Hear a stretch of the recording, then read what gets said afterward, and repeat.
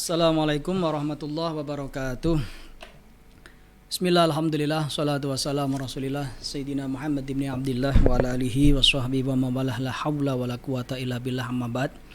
Kepada para pemirsa KIS Ramadan di tahun 2026 yang kami muliakan, kembali hadir bersama KIS Ramadan di tahun ini. Kami berkesempatan untuk membersamai Bapak Ibu semuanya, karena ini merupakan program daripada seksi Bimas Islam, dan ini tentunya akan membawa perbaikan dan sekaligus kebaikan bagi kita semuanya untuk mengharap barakah daripada bulan Ramadan yang kita muliakan bersama. Bapak Ibu yang kami muliakan, tahun kemarin sudah kita sampaikan pembahasan kitab Asrorus Shaumi.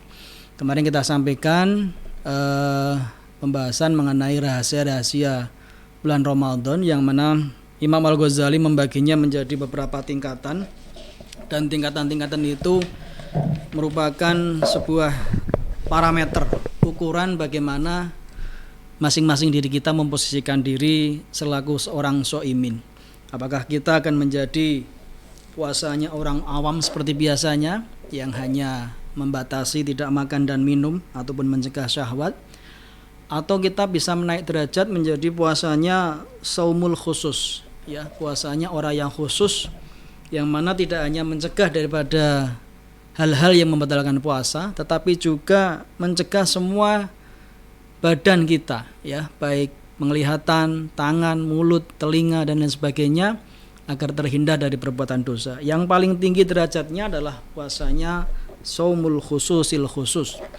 Ya, ini puasanya para siddiqin, para aulia, para nabi, yang mana dalam prinsip mereka sedetik pun tidak terlintas terkait keduniaan.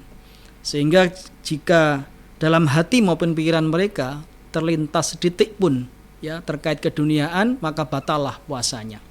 Sehingga tidak hanya mencegah daripada hal-hal yang membatalkan puasa, mencegah dari hal-hal yang berbuat dosa atau maksiat, tapi tingkatan yang paling tinggi adalah mencegah daripada memikirkan hal-hal konteks keduniaan, ya, dalam pengertian betul-betul tidak akan membawa kebaikan bagi diri pribadi ataupun kemaslahatan dalam utusan atau risalah para nabi dan para syuhada, para sholihin dan para siddiqin. Nah, Bapak Ibu, akan kami lanjutkan pembahasan dalam kitab Asrorus Shaum. Ini membahas terkait apabila kita batal puasanya. Bismillahirrahmanirrahim. Lawazimul iftar, yaitu berkaitan dengan hal-hal yang hal-hal yang mewajibkan kita ketika kita batal puasanya. Wa amma lawazimul iftar, lan anapun utawi piro-piro perkara wajib kang menyebabkan membatalkan iftar, membatalkan puasa, sebab mukal, sebab mukah. Fa'arbangatun mongko iku ono papat perkara. Jadi hal-hal yang diwajibkan ketika kita batal puasanya atau menyengaja batal puasanya itu ada 4. Yang pertama al-qadha'u, mengqadha. Wal kafaratu, yang kedua adalah membayar kifarat. Wal fidyatu, yang ketiga adalah membayar fidyah. Wa imsaku lan nahan baqiyatan nahari ing sekeri-kerine awan tasbihan hale nyerupani bisa imin kelawan wong kang padha poso. Jadi yang keempat ini menahan diri di sebagian siangnya ataupun di sisa akhir bulan Ramadan, akhir kita melaksanakan puasa, seolah-olah kita ini masih berpuasa selayaknya orang yang berpuasa. Jadi misalkan kita sudah batal karena undur syar'i, kemudian batal karena menyengaja atau berbuat maksiat, kita dianjurkan, diwajibkan untuk seolah-olah kita masih berpuasa. Jadi tidak ngetok-ngetok, kita ini sedang tidak berpuasa. Makanya kalau ada istilah hormatilah orang berpuasa, ya dalilnya dari Imam Al-Ghazali ini. Jadi memang orang-orang berpuasa itu orang-orang pilihan, ya, karena ya ayyuhalladzina amanu, hai orang-orang yang beriman. Kalau yang nggak beriman, ya silahkan nggak berpuasa, dan itu pun tidak boleh kita memperlihatkan diri kita sengaja tidak berpuasa. Amal qadha, anapun utawi qadha, fa wujubuhu utawi wajibe qadha amun halis kabehane ala kulli muslimin yang atase saben-saben wong muslim mukallafin kang mukallaf tarokas saumi ing tinggal poso bi ngudrin sebab udur au bi ghairi udrin utawa sebab liyane udur. Adapun hal qadha mengqadhani puasa, kewajiban bagi seluruh orang-orang muslim yang mukallaf yang dibebani kewajiban untuk melaksanakan puasa, yang meninggalkan puasa sebab udur ataupun selain udur itu harus mengqadha puasanya. Nah, yang udur ini udur syar'i nanti ada penjelasan ya, seperti haid ya, kemudian murtad ya, ataupun sakit ya. Itu nanti wajib qadha. Nah, yang bi ghairi udrin ini menyengaja tidak berpuasa. Ya berbuat maksiat sengaja, wah ora kuat lah. Enggak mau berpuasa pokoknya ben sing poso-poso, yang enggak puasa enggak mau puasa gitu. Nah, ini wajib qadha.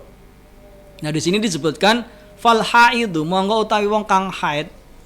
Bagi orang yang haid taqdis sauma wajib ing poso ngodoni wa kadalan semono uga wajib ngodoni al murtadu utawi wong kang murtad.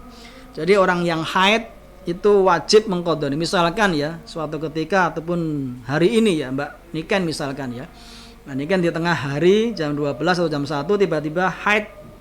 Nah, ini berarti nanti di lain waktu selain Ramadan wajib mengkodoni. Ya, wajib mengkodoni karena terkendala udur syar'i yaitu haid.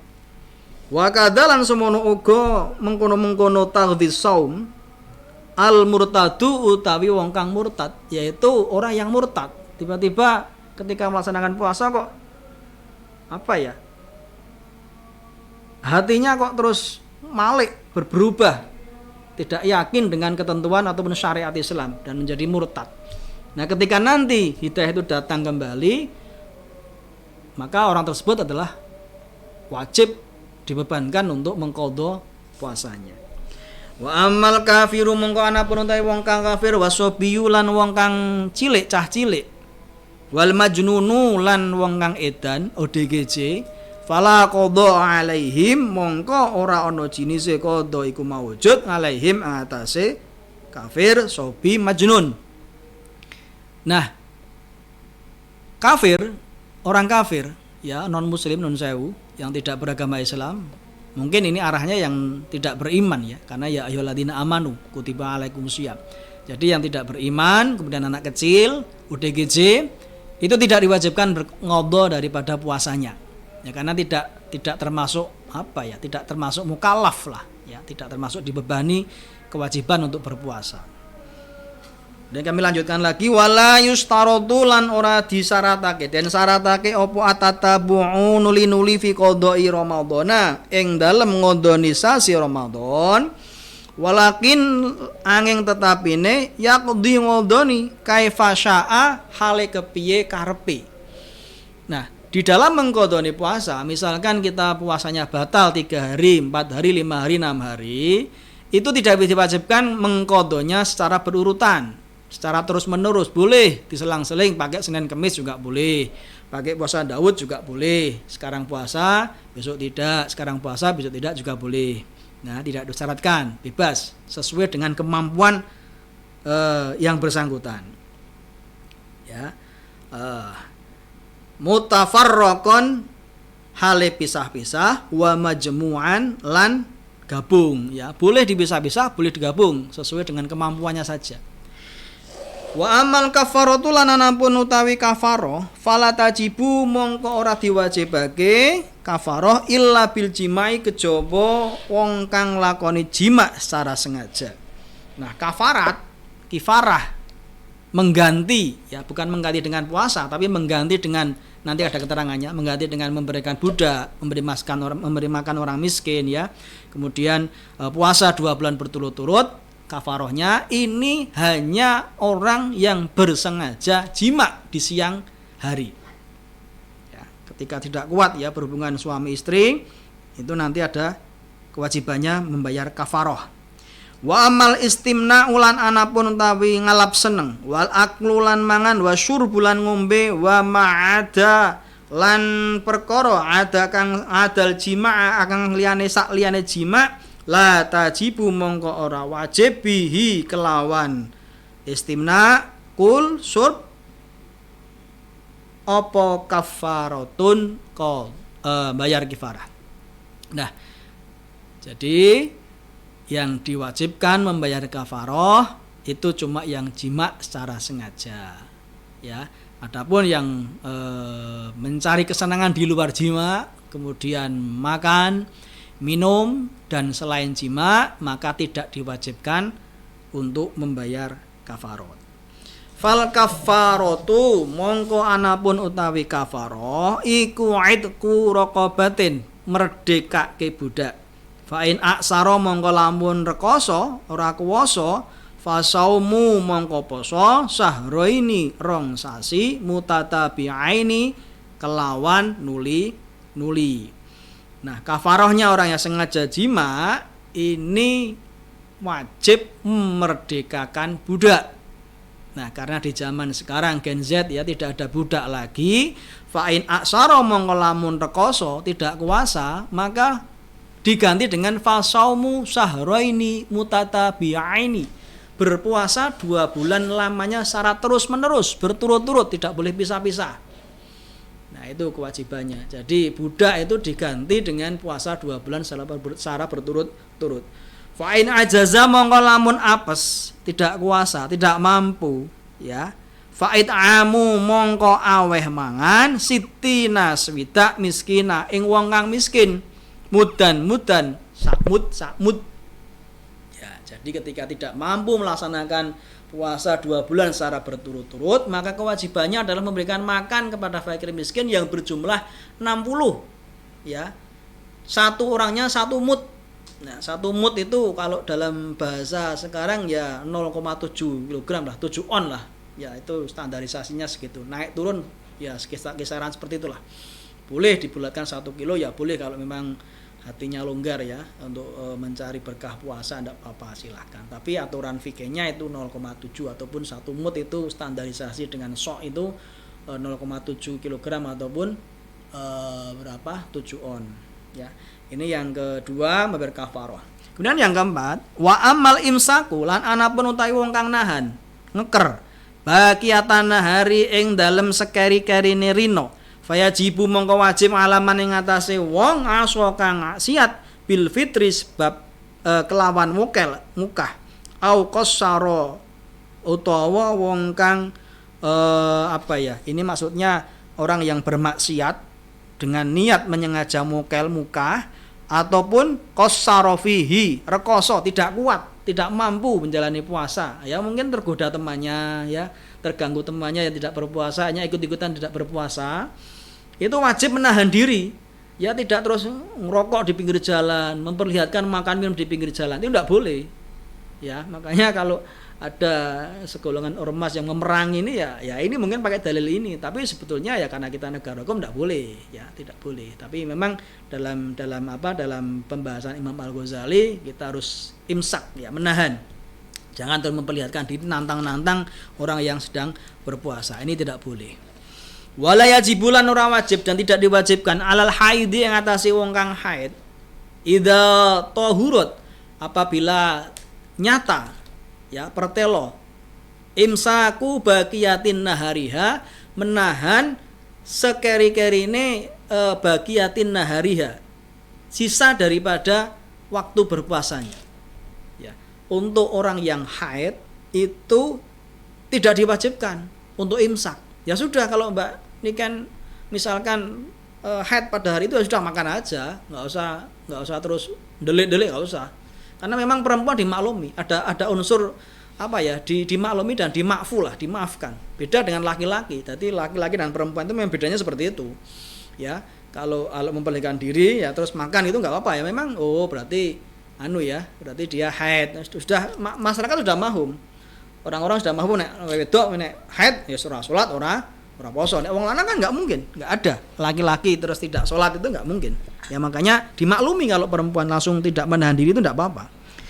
Wala lan ora imsak ngalal musafiri ing atase wong kang lelungan, bagi orang yang musafir, idza qadima ing dalem arikalane teka sapa musafir, mufattiron hale wong kang mokel buka, min safarin saking lelungan, balagha kang tumeka sapa musafir, balagha kang tumeka marhalataini ing rong marhalah. Dan juga tidak diwajibkan bagi orang yang musafir, safar, yang bepergian jauh, ya, bepergian jauh untuk menahan diri tatkala ya ketika datangnya sampainya itu sudah tidak puasa. Ya misalkan saya ya pergi mau ke Indonesia mana yang sekitar 90 kilo lah, 2 marhalah. Misalkan kita pun tinggi Tegal Mas ya, Mas siapa? Mas Hamid. Kita misalnya ke Tegal. Nah kita di tengah jalan nggak kuat, terus makan, minum, ya minum langsung nanti sampai datang sampai di Tegal, tidak perlu menahan diri, ya sama keluarganya ya sudah minta makan saja nggak apa-apa, karena itu safar, dimaklumi ya, karena perjalanan jauh dan tidak perlu menahan diri. Wajibulan wajib mopal imsaku nahan ngeker, ida syahida nalikane nekseni bil hilali kelawan hilal. Sopo adlun wong kang sebentar, ini jadi hal atau jadi fangil ya. Ida syahida arikalane nekseni bil hilali kelawan hilal, ya. Mana tadi?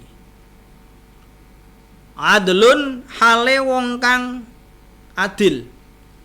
Wahidun suwiji, wong lanang suwiji. Yauma syakki ing dalem dinane mamang. Nah misalkan ya seperti kemarin waktunya puasa kan kita beda-beda ya, ada yang Rabu ada yang Kamis. Nah itu suatu ketika ada orang yang adil dan syahid menyaksikan bahwasanya dia melihat hilal, maka yang tidak berpuasa pun wajib menahan diri. Terus tidak ngetok-ngetok, aku puasanya beda kok, awan sesuk, saya puasanya besok kok, saya mau memperlihatkan diri saya nggak puasa, itu nggak boleh ya. Jadi tidak boleh memperlihatkan perbedaan, itu tidak boleh. Harus menghormati orang berpuasa. Nah inilah Imam Al-Ghazali demikian ya dalam pemahaman terkait asrarus shaum ya, kewajiban orang yang mokel ya tidak berpuasa itu demikian. Menghormati orang berpuasa itu kalau menurut Imam Al-Ghazali merupakan kewajiban. Wa saumu lan utawi poso, wa saumu lan utawi wong kang poso fi safari ing dalem lelungan iku afdhalul luwih utama minal fitri ing dalem minal fitri saking wong saking batal, saking membatalkan puasa atau tidak berpuasa. Jadi orang musafir itu sebetulnya lebih utama berpuasa daripada dia memutuskan tidak berpuasa. Ya. Itu ada dalilnya menurut Imam Al-Ghazali itu lebih utama. Illa idza lam yatik, kecuali idza lam yutik, kecuali jika tidak mampu, tidak kuat. Kalau tidak kuat ya sudah, apa boleh buat ya, tidak masalah. Wala yuftiru lan ora kena mokel yauma ing dalem dina yahruju metu wa kana lan ana sapa man ana iku mukiman hale wong kang mungkin fi awwalihi ing dalem kawitane safar. Nah tetapi tidak diperbolehkan orang itu membatalkan puasa ketika mau berangkat safir, akan berangkat safar, itu tidak boleh menurut Imam Al-Ghazali, karena tidak diperbolehkannya membatalkan puasa itu tadi disebutkan ya, idza lam yutik, ketika tidak kuat. Makanya tidak diawalihi, tapi di tengah-tengah. Wala lan ora yauma yakdumu lan ora kena napa jenenge niku? Mokel yakdumu teko idza kudima tetkalane teko so iman hale wong kang poso. Jadi di awalnya juga tidak boleh, sampai pun juga tidak boleh, karena tadi kan keterangannya lam yutik. Ya, di tengah perjalanan tidak kuat ya sudah membatalkan puasa. Tapi kalau di awalnya sudah niat safar terus membatalkan tidak boleh. Apalagi ketika sampai terus membatalkan puasanya. Jadi dari rumah sampai sampai tempat tujuan itu masih kuat, kok tiba-tiba di rumah langsung makan, rasanya safar, itu tidak boleh. Ya, itu tidak boleh. Menurut Imam Al-Ghazali. Itu demikian ya. Wa ammal fidyatu lan anapun utawi fidyah. Ya, bawah lagi.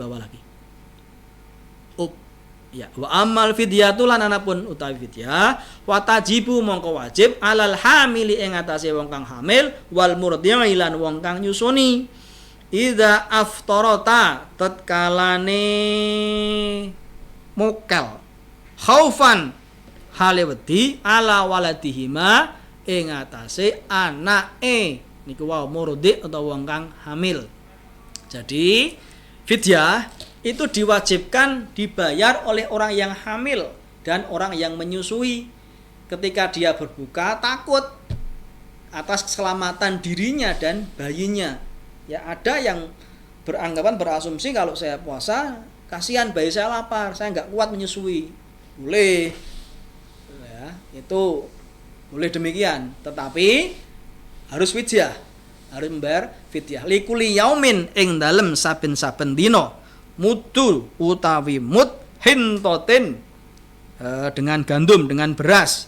Limiskinin kanggo wong kang miskin wahidin siji ma'al qodoi sartane qodok. Ya, jadi ketika satu hari dia nggak kuat, dia wajib memberikan fidyahnya kepada orang miskin satu.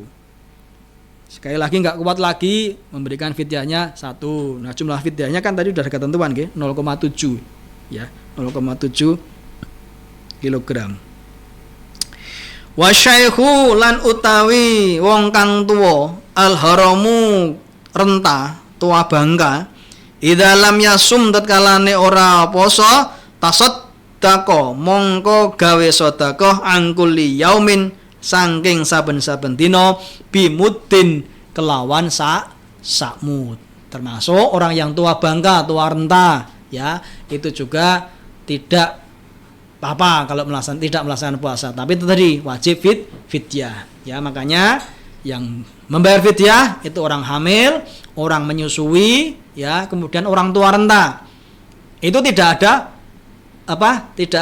ada selain itu ya, tidak ada orang yang sakit. Tapi itu nanti wajib mengkodoni yang hamil dan murdi. Kalau syekh haram, orang tua bangka, tua renta, sepertinya dalam keterangan ini cuma cukup menfidyah saja, tidak wajib mengkodoni karena sudah jelas ya tidak mampu. Nah, kalau hamil murdi kan nanti ada maneknya ya, ada ilatnya, ada yang mencegahnya tidak berpuasa, yaitu karena dia hamil, karena dia menyusui. Kalau sudah nggak hamil, tidak menyusui, berarti boleh nanti mengkodo. Lah kalau tua renta kan nggak mungkin nggak tua renta lagi, gitu.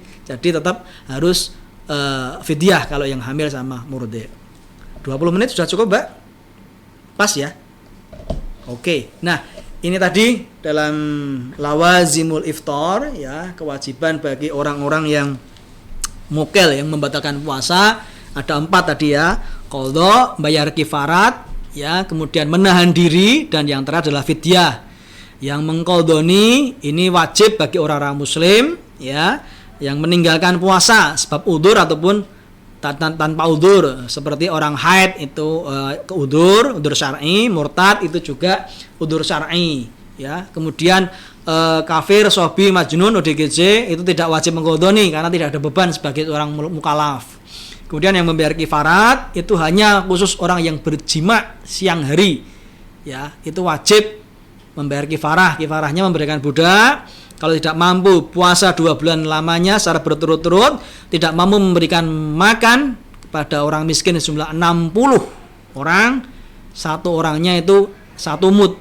Nah, yang ketiga itu menahan diri, tidak memperlihatkan dia sedang tidak berpuasa, yaitu orang yang bermaksiat ataupun orang tidak mampu berpuasa ya. Kemudian orang yang itu tadi safar ya. Safar itu ada pengecualian yang safar tadi ya. Safar itu pengecualian ketika dia memang tidak mampu. Jadi yang menahan diri ini khusus orang yang maksiat, sengaja tidak berpuasa karena maksiat ya. Kemudian orang yang menyaksikan adanya hilal, itu harus menahan diri, jangan ngetok nek aku beda posone, tidak boleh. Nah, kemudian yang terakhir adalah membayar fidyah. Yang membayar fidyah adalah orang yang hamil dan orang yang menyusui. Nah, ketika tidak hamil lagi, tidak menyusui, itu wajib untuk mengkodoi. Tapi kalau bagi orang yang tua renta, tua bangka yang sudah tidak mampu, cukup hanya membayar fidyah. Ya, Bapak Ibu pemirsa, mungkin itu yang bisa kami sampaikan. Semoga ada manfaatnya. Ini jelas ya. Ini mungkin temanya tepat ya. Ini merujuk kepada kemarin ya, adanya perbedaan puasa dan nanti perbedaan hari raya. Kita sepatutnya menghormatilah ya. Menghormati perbedaan pendapat, tidak terus karpe dewe seenaknya sendiri, karena ulama-ulama kita juga memerintahkan demikian, mencontohi demikian. Tentunya kita sebagai orang awam hanya mampu itba kepada para ulama yang sudah terkenal sebagai salafun sholeh, orang-orang yang soleh di zaman-zaman dahulu, dan terbukti mereka-mereka ini adalah orang yang mempunyai kapasitas keilmuan dan kapasitas kesolehan dibanding daripada kita-kita ini. Mungkin itu yang bisa kami sampaikan, semoga ada manfaatnya. Kurang lebihnya mohon maaf dan izin, ini ya sekedar setoran ya, sorogan. Mungkin ada salah dalam memaknai, memberikan tarkib, monggo kami mempersilahkan untuk kritik dan saran yang membangun. Terima kasih. Kurang lebihnya mohon maaf. Kami akhiri. Wassalamualaikum warahmatullahi wabarakatuh.